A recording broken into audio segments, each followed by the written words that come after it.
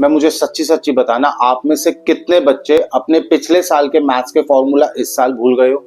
और मैं इतना भी कह रहा हूं कि कितने बच्चे तो इस साल के फॉर्मूलाज अगली क्लास में भूल जाएंगे।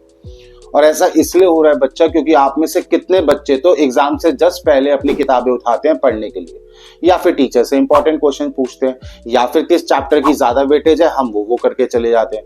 तो बेटा मैथ्स एक दिन में नहीं सीखी जाती, रेगुलर प्रैक्टिस की जरूरत है।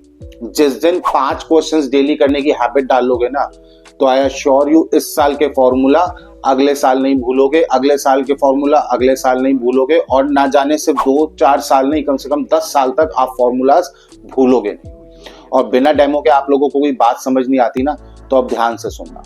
महीना पारं ते परम विदुषो यद्य सदृशी स्तुतिर्ब्रह्मादीनामपि तदवसन्नास्त्वहि गिरा अथा वाचः सर्वा स्वमति परिणा। And I can go on and go on. 8th standard में था जब मैं ये पाठ किया करता था शिव महिमन स्तोत्रम का। आज तक मुझे याद है, मैं कसम खा के कह रहा हूं बच्चों, कितने साल हो गए जो मैंने प्रैक्टिस की ही नहीं। ठीक है, तो मुझे अभी तक याद है। क्यों? क्योंकि मेरी रेगुलर प्रैक्टिस थी।